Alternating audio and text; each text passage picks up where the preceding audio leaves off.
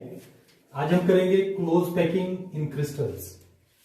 Crystals में close packing जो है वो क्यों होती है, क्यों करते हैं। अब आपको सिंपली जितनी ज्यादा क्लोजली पैक्ड होगा सॉलिड या क्रिस्टल, जितना क्लोजली पैक्ड होगा उतनी उसकी स्टेबिलिटी क्या होती है, ज्यादा होती है। मतलब देखिए, यदि हम सेब की पैकिंग करते हैं पेटी में, ठीक है, पेटी में यदि हमने सेब रखने हैं तो हम उनको बिल्कुल क्लोजली पैक्ड एक एक लाइन में प्रॉपरली पैक करके उनको पैक करते हैं, जिससे क्या होता है कि ट्रांसपोर्टेशन में वो हिले ना और वो खराब ना हो सेब, ठीक है। तो वैसे ही क्रिस्टल्स में भी क्या करते हैं, देखो क्रिस्टल्स में जो एटम्स की पैकिंग होती है वो क्लोज पैकिंग होती है, और वो क्लोज पैकिंग हमारे पास देखो अलग टाइप की होती है। मतलब क्लोज पैकिंग इन क्रिस्टल मैं यदि वन डायमेंशनल की बात करूं तो वन डायमेंशनल में एक ही लाइन होती है, देखो ऐसे करके एक स्फीयर होगा ऐसे, ठीक है। ये किस में आ गई, वन डायमेंशनल में। मतलब ये एटम्स है हमारे पास और एटम्स को हमने स्फीयर मान लिया यहां पे। फर्स्ट ऑफ ऑल हम करेंगे क्लोज पैकिंग इन टू डायमेंशनल। मतलब क्यूबिक क्लोज पैकिंग जो है वो टू डायमेंशनल में करेंगे हम। टू डायमेंशनल में हम क्लोज पैकिंग जो है वो कैसे करते हैं। फर्स्ट आ जाता है देखो स्फीयर क्लोज पैकिंग इन two dimensional. Sphere close packing two dimensional में देखो एक ये स्फीयर ऐसे करके है, मतलब जस्ट लाइक स्फीयर की तरह इनकी पैकिंग होती है, ठीक है। इसमें देखो ये टचिंग स्फीयर्स है हमारे पास, ठीक है। एक यदि हम इस टचिंग स्फीयर में ये इसको टच कर रहा है, ये इसको टच कर रहा है, ये इसको टच कर रहा है, इसमें जो ये खाली जगह आ जाती है इसको क्या बोलते हैं हम, देखो वाइट वेकेंट स्पेस होता है, और इसको ही हम क्या बोलते हैं, इंटरस्टिशियल साइट्स जो ये आ जाती है, ठीक है, ये खाली जगह रह जाती है। तो एक टाइप की स्क्वायर क्लोज पैकिंग जो वो इस टाइप की होती है, जिसमें ये होंगे, और इसमें जो कोऑर्डिनेशन नंबर है, ये देखो ये एटम्स है हमारे पास, एक एटम, ये एटम कितने एटम्स के साथ ऐड हो रहा है, कितने एटम्स को टच कर रहा है, एक इसको टच कर रहा है यहाँ पे, 2 3 और ये 4। तो मैं कहूंगा कि यहाँ पे स्क्वायर क्लोज पैकिंग में जो कोऑर्डिनेशन नंबर होता है एटम्स का, कोऑर्डिनेशन नंबर कितना होता है, 4। तो कोऑर्डिनेशन नंबर होगा क्या, देखो कोऑर्डिनेशन नंबर की आप डेफिनेशन लिख लो। Coordination number, it is the number of spheres which touches the given sphere, which touches the given sphere, ठीक है। गिवन स्फीयर या नेबरिंग स्फीयर जो भी होंगे उनको ही क्या बोलेंगे हम, ये क्या आ जाता है, कोऑर्डिनेशन नंबर। मतलब it is the number of spheres which touches the given sphere, this is the definition of coordination number. अब कोऑर्डिनेशन नंबर देखो 1 2 3 4, इसमें ये इस स्फीयर को कितने स्फीयर टच कर रहे हैं, 1 2 3 4। यदि हम इस स्फीयर को लेते हैं, देखो इस स्फीयर को कितने स्फीयर टच कर रहे हैं, 1 2 3 और ये 4। तो square close packing two dimensional में कोऑर्डिनेशन नंबर कितना होता है, 4 होता है। यहां से मैं एक और चीज बताऊं, देखो जो स्टेबिलिटी ऑफ क्रिस्टल है, या हम देखो ऐसे करके लिखेंगे, coordination number is directly proportional to stability of crystal.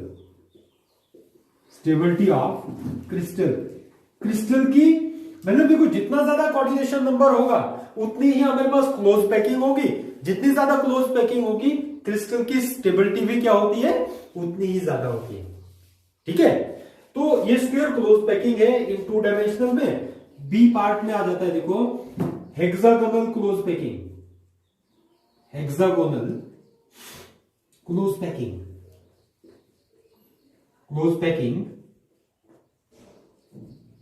Packing in two dimensional, to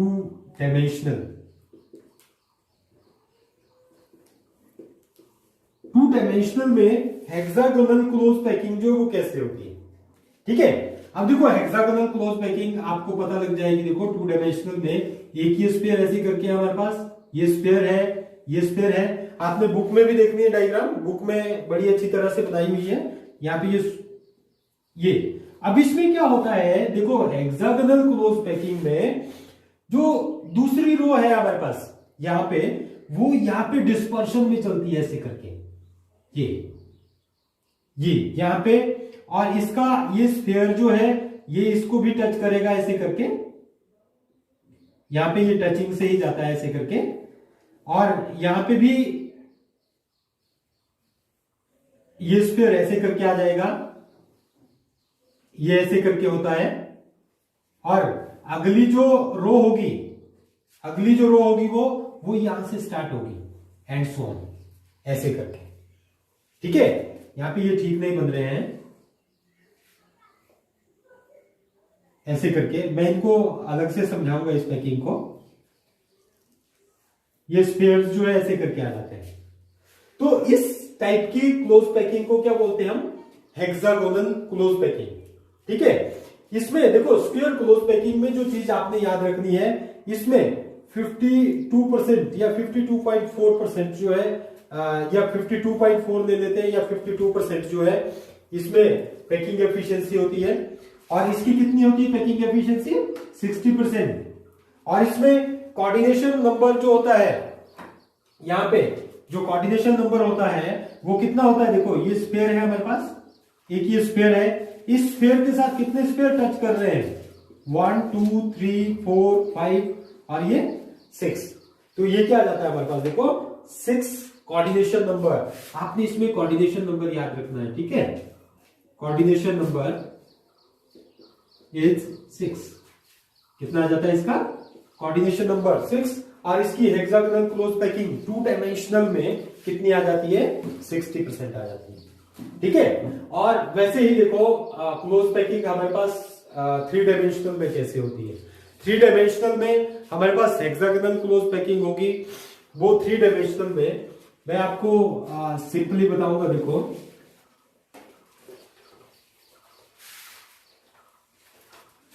अब हमारे पास close packing in 3 dimensional, in 2 dimensional, ठीक है। स्क्वायर क्लोज पैकिंग में हम क्या करते हैं, देखो एक स्फीयर ये ऐसे लिया, ये दूसरा स्फीयर ऐसे ही, हम इसको तीसरा स्फीयर ले लेंगे, ये चौथा स्फीयर, जैसा मैंने अभी बताया था।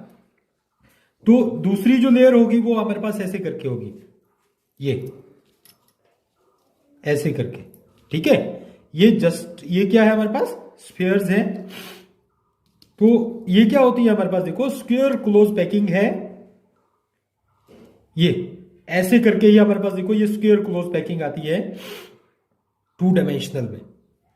तो अब देखो ये जो वॉइड होती है हमारे पास, वॉइड जो होती है ये क्या है हमारे पास, देखो वॉइड, ये वाली वॉइड है हमारे पास, ये स्क्वायर क्लोज पैकिंग इन 2 डायमेंशनल में, वॉइड पैकिंग में हमारे पास देखो ये वॉइड्स है।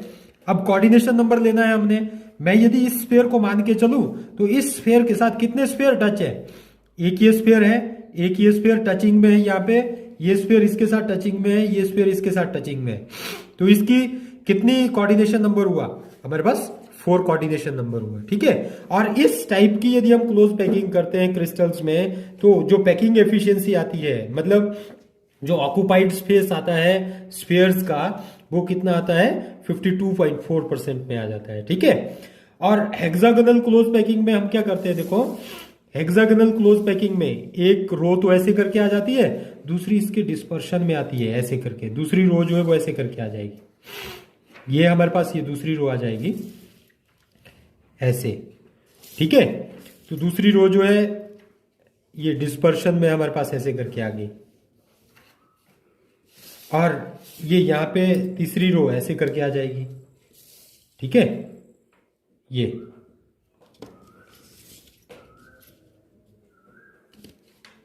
ऐसे करके आ जाती है,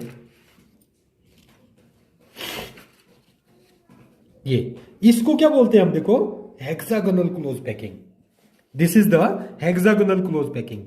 अब देखो इसके साथ जो है, अब इसका कोऑर्डिनेशन नंबर कितना होगा, मैं यदि इस स्फीयर को, ये वाला स्फीयर जो है इसको ये गिवन स्फीयर है एक, इसके साथ कितने स्फीयर टच है, 1 2 3 4 5 और ये 6, ये क्या है हमारे पास 6 स्फीयर टच है।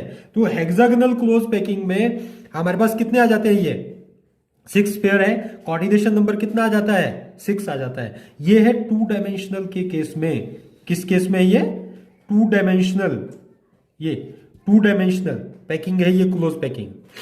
अब देखिए, अब यदि हम 3 डायमेंशनल करेंगे तो 3 डायमेंशनल में ये सारे का सारा ये जो है सिस्टम 3 डायमेंशनल में हेक्सागोनल क्लोज पैकिंग में, 2 डायमेंशनल में यदि हम स्क्वायर क्लोज पैकिंग लेते हैं तो स्क्वायर क्लोज पैकिंग में क्या होता है, देखो ए टाइप की पैकिंग आ जाती है हमारे पास, स्क्वायर क्लोज पैकिंग ए मतलब अच्छा फर्स्ट ऑफ ऑल मैं आपको स्क्वायर क्लोज पैकिंग बताता हूं। अब 3 डायमेंशनल, 2 डायमेंशनल हो गया हमारे पास, ठीक है। 3 डायमेंशनल में देखो स्क्वायर ऐसे करके बन रहा है हमारे पास, ये स्क्वायर बना, ये स्क्वायर को square close packing in 3 dimensional, कौन सी है ये 3 डायमेंशनल में है, ठीक है। तो 3 डायमेंशनल में एक हमारे पास एक लेयर ये आ गई, इस लेयर को क्या बोलेंगे हम, इसको मैंने ले लिया नाम, ये ए लेयर है, कौन सी लेयर है ये ए टाइप की लेयर है। अब इसके ऊपर 2 डायमेंशनल में एक और लेयर यदि हम ऐसे करके लेते हैं, देखो ये ऐसे, ठीक है। इसके जो दूसरी लेयर है, ये ऊपर वाली लेयर आ गई हमारे पास, ये लेयर जो है वो इसको कॉन्साइड करती रहेगी। तो इसमें हमारे पास square close packing in 3 dimensional में किस टाइप की पैकिंग आती है, ए टाइप की पैकिंग आती है, ठीक है। वैसे ही देखो हेक्सागोनल क्लोज पैकिंग में हमारे पास 2 टाइप की पैकिंग आती है आगे 3 डायमेंशनल में। अब मैं हेक्सागोनल करूंगा, देखो ये हेक्सागोनल क्लोज पैकिंग है, ऐसे करके हम हेक्सागोनल क्लोज पैकिंग। अब देखिए हेक्सागोनल क्लोज पैकिंग ये थोड़ा सा समझना है आपने ढंग से। इसमें अब देखो हमारे पास वॉइड्स मैंने बताया आपको कि वॉइड्स जो होती है वो 2 टाइप्स की होती है, एक होती है टेट्राहेड्रल वॉइड और एक क्या होती है ऑक्टाहेड्रल वॉइड, एक होती है हमारे पास ट्राइंगुलर वॉइड। अब देखो एक ही लेयर है हमारे पास, एक लेयर में ये जो वॉइड आ जाती है हमारे पास, देखो ये जो वॉइड है ये कौन सी वॉइड है, ये वाली वॉइड जो है ट्राइंगुलर वॉइड है, कौन सी आ जाती है ये ट्राइंगुलर वॉइड। मतलब 3 स्फीयर को जोड़ने के बाद जो बीच खाली जगह रह जाती है ये वॉइड क्या आ जाती है, ट्राइंगुलर वॉइड है, ठीक है। अब इसमें देखो 2 टाइप की वॉइड आई, एक तो इस टाइप की वॉइड बनी हुई है ऐसे, इस शेप में बनी हुई है हमारे पास, ये ट्राइंगुलर वॉइड भी 2 टाइप में है। जो ये इस टाइप में बनी हुई है, देखो इनको मैंने क्या दे दिया ये ए टाइप की वॉइड है। एक बनी है हमारे पास इस टाइप में, ये वाली वॉइड जो है इसको मैंने क्या दे दिया, देखो बी टाइप की वॉइड है ये कौन से टाइप की वॉइड आ गई, ये वाली बी टाइप की, ये बी टाइप आ गया, ये भी क्या आ गई हमारे पास बी टाइप, ये ए टाइप की वॉइड है, ये ए टाइप की है। अब देखो ये लेयर कौन सी आ गई हमारे पास, ए टाइप की लेयर आई। इस ए टाइप की लेयर को यदि हम ऊपर से देखो अनदर स्फीयर है हमारे पास ऐसे करके, अब यदि हम ए और ए अब देखो 2 टाइप की पैकिंग आती है, एक होती है हमारे पास HCP हेक्सागोनल क्लोज पैकिंग होती है फर्स्ट, जिसको हम क्या बोलते हैं ए बी टाइप की क्लोज पैकिंग होती है ये, ठीक है। दूसरी क्या आती है हमारे पास, देखो CCP क्यूबिक क्लोज पैकिंग और FCC, ये भी इसको भी बोलते हैं हम, और इसमें क्या होता है ABC इस टाइप की पैकिंग होती है ये, ठीक है। ये 2 टाइप की पैकिंग आती है। अब यदि हम देखो बी टाइप की वॉइड को ऑक्यूपाई करते हैं अब हम बी टाइप की वॉइड जो है इसको कवर करेंगे, ठीक है। तो बी टाइप की वॉइड को कवर करने के लिए दूसरी लेयर देखिए ये ऐसे करके, अब इस स्फीयर ने बी टाइप की लेयर को पूरी तरह से कवर कर दिया, ठीक है।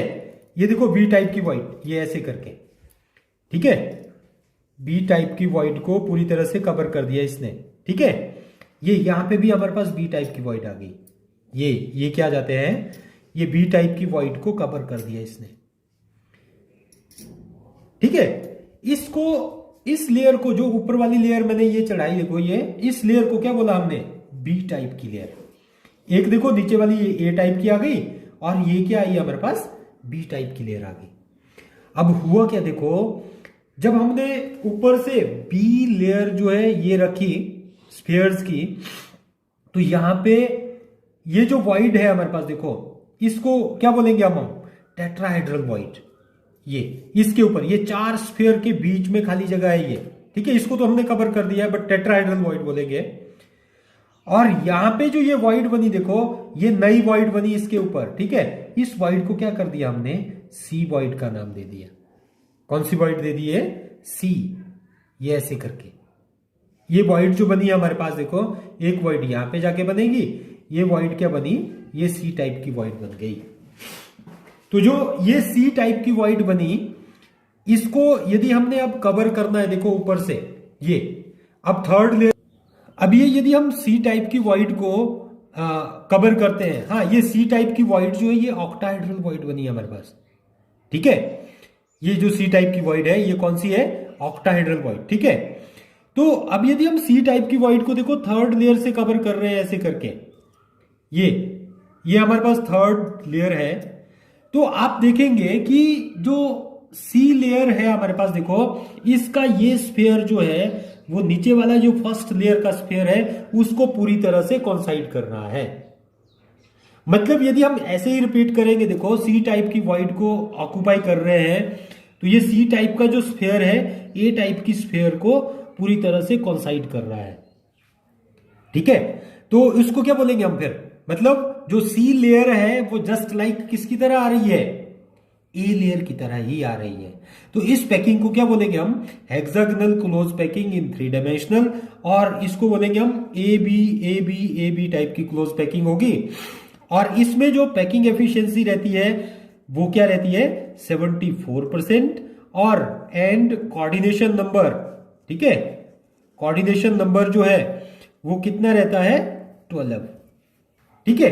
ये चीज आपने याद रखनी है, ये इंपॉर्टेंट चीज है, ठीक है।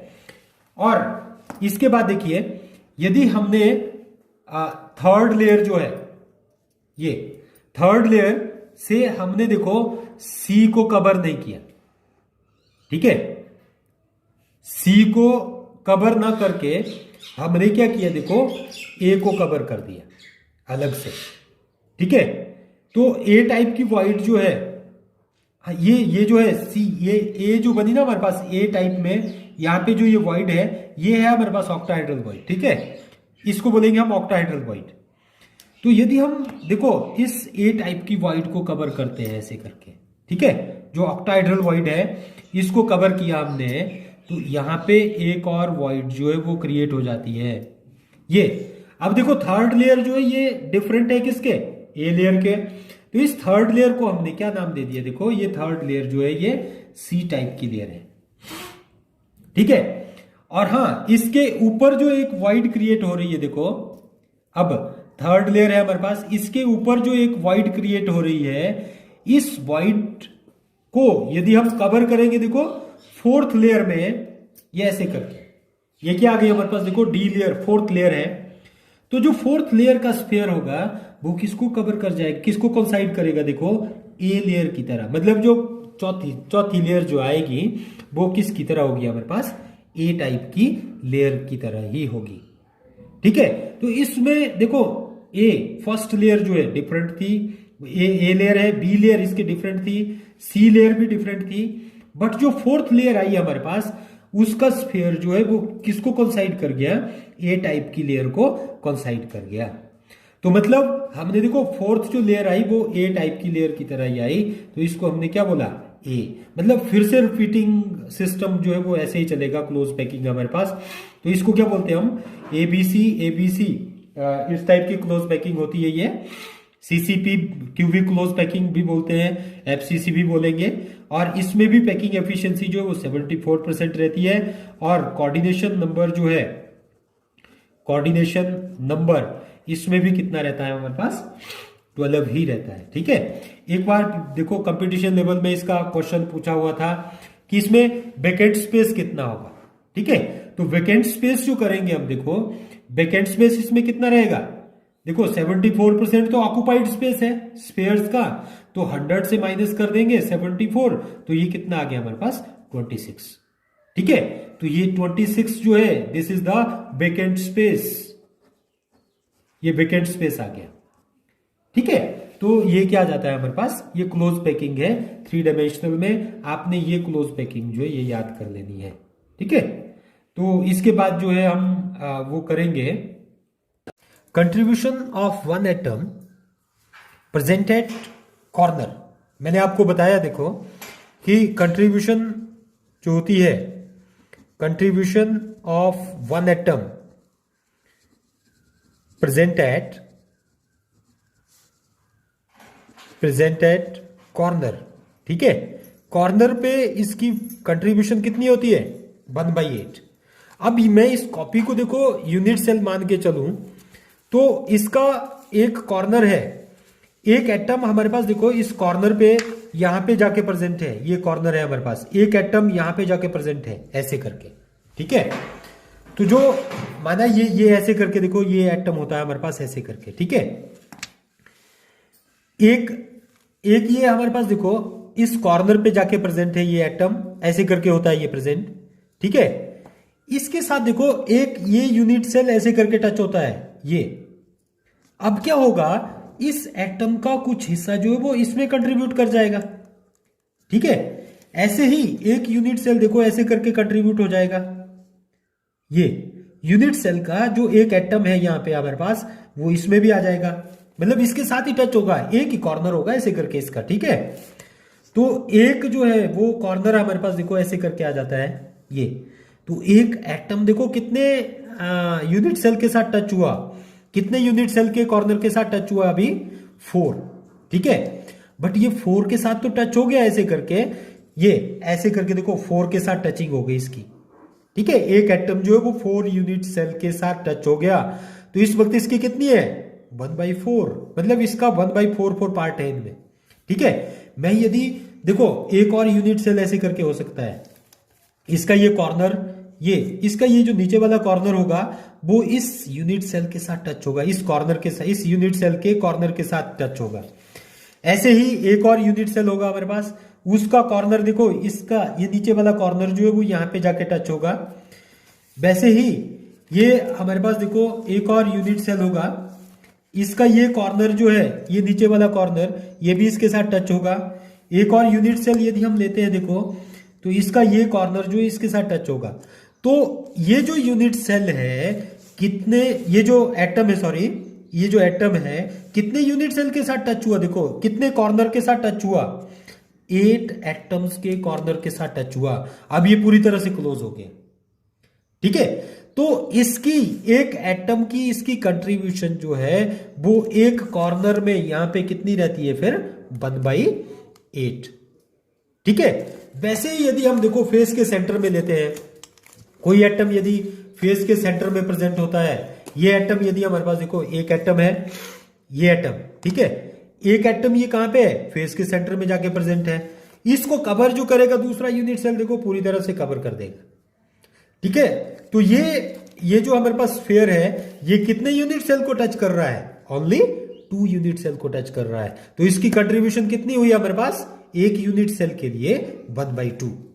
ठीक है, एक यूनिट सेल के लिए इसकी जो कंट्रीब्यूशन हुई वो कितनी हुई 1/2 हुई। ठीक है, तो वैसे ही देखो एज सेंटर में मैंने अभी आपको कहा था कि जो कंट्रीब्यूशन, हाँ बॉडी सेंटर में तो आपको पता लग ही गया होगा कि कोई एटम यदि बॉडी के सेंटर में जाके प्रेजेंट होता है, देखो ये यहां पे जाके प्रेजेंट है हमारे पास एक एटम बॉडी के सेंटर में, तो ये बीचों बीच आ गया। ठीक है, और दूसरा जो है दूसरा यूनिट सेल मैंने यहां पे रख दिया, तो ये अंदर जो मैंने स्फीयर डाला हुआ है ये इसको टच नहीं कर रहा है, इसका कोई भी इफेक्ट नहीं पड़ेगा दूसरे यूनिट सेल में।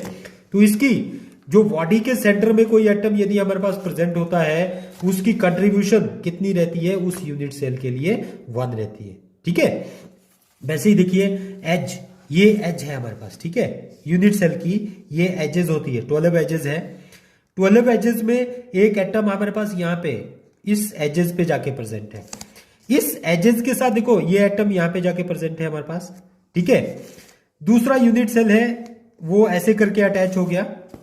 ठीक है, दूसरा यूनिट सेल जो है वो ऐसे करके अटैच हो गया इसके साथ, ये इसकी एजेस में ये आधा यहां पे आ गया, ठीक है। अब देखो इसको हमने कंप्लीट करना है, तो एक यूनिट सेल इसके ऊपर आ जाएगा, इसकी ये जो नीचे वाली एज होगी वो इस स्फीयर के साथ टच हो जाएगी, और एक और यूनिट सेल जो है वो ऐसे करके आएगा। अब ये पूरी तरह से कवर हो गया। तो इसमें कितने यूनिट सेल लगे? 4, ठीक है।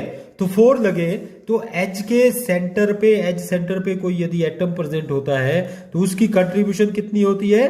1/4, ठीक है। तो ये आपने समझना है ढंग से, ऐसे करके करना है।